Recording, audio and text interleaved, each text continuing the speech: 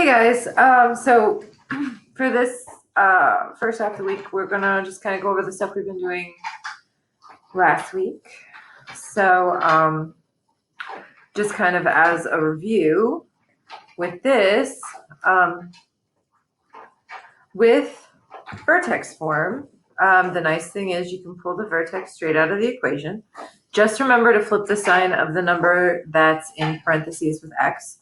So it becomes the vertex is the point +3, -1, because that -3 flips and the +1 stays, or the -1 stays negative. So here's my vertex. So that means that it went right 3 and down 1. And then if you'll remember, the number in front, A, is what affects the shape. So since it is negative, that's a reflection. Then a 2 is going to be a stretch. So that means it's going to be a little bit more narrow than it would have been otherwise. So it'll look like that. As far as domain and range, domain for all quadratics is going to be all real numbers since it goes forever in both directions. And the range here, everything is below the vertex. So I'm going to say that all the y's are less than or equal to -1. But that was the stuff with transformations. So remember that, okay, finding the vertex in standard form is just a little bit more complicated because you have to use that formula (b/2a). So a always goes with x squared, b always goes with x, and c always is by itself. So for the x of the vertex, the axis of symmetry basically, it's going to be the opposite of b, which is -6, over 2 times a, which is -1, because if you ever don't have a number there, it's like a 1. So that just becomes -6 divided by -2, which is 3. To find the y of the vertex, hey! I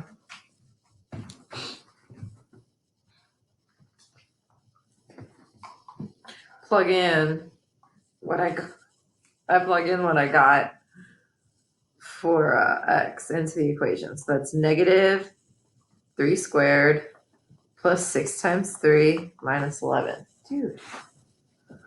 So in this case, that'll be -9 plus 18 minus 11, which is -2.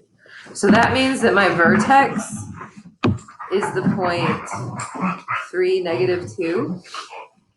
And if you'll notice, it says to write the equation in vertex form.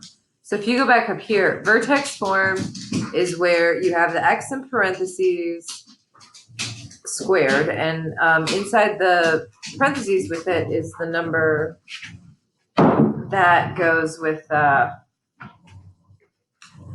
x of the vertex. And then the y of the vertex is just written after it. So, hey! So that means that it's going to look something like this, right? So then I'm going to put the 3 here, but I have to flip it. And then I'm going to put the -2 there. And then whatever A is, it's the same A. It just goes right in front. So the red part there is the part that never changes for vertex form. The green is the stuff that I added because I knew the vertex and I knew what A was. So to write vertex form, that's all you need, A and the vertex. So like if I'm doing it for the next one, here's A, B, and C. So my x of my vertex is going to be -6 over 2 times 3, which is just -6 over 6, which gives me -1. To find the y of the vertex, I'm going to plug in -1.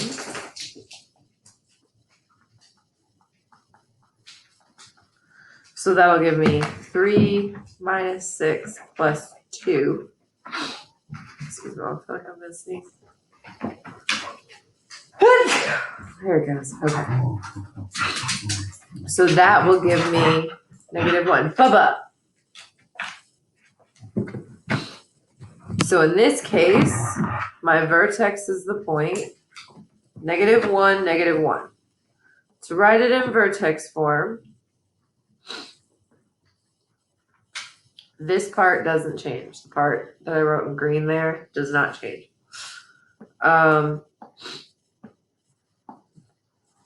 So I'm going to put the X here, but I have to flip the sign. The Y just comes right after. And then whatever A was goes in front. And ta-da, I did it. Hooray.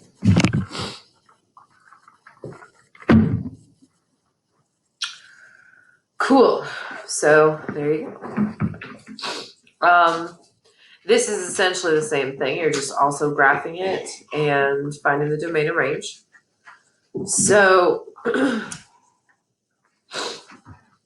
this is A and B and C. So to find the X of the vertex, it's going to be the opposite of B over 2 times A. So that becomes +16 over 4, which is just 4.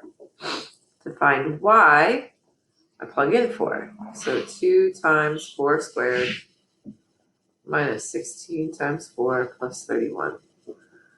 So that is going to be 2 times 16 is 32 minus 64 plus 31, which gives me -1. So my vertex is the point for -1. Right there. Then A is 2, so it's positive, so we'll open up, and it's a number bigger than 1, so it's going to be a stretch, so it'll be relatively narrow. To write it in vertex form, y equals, and then parentheses x squared. That part, remember, doesn't change. The x of the vertex goes with x, but I flipped the sign. The y of the vertex goes at the end. And then whatever A is, goes right in front. So if you were to type these two equations into like a graphing calculator or GeoGebra or Desmos or whatever, you would get the same parabola because they are the same parabola. They're just in 2 different forms. Okay. All right. So same thing over here, just one more.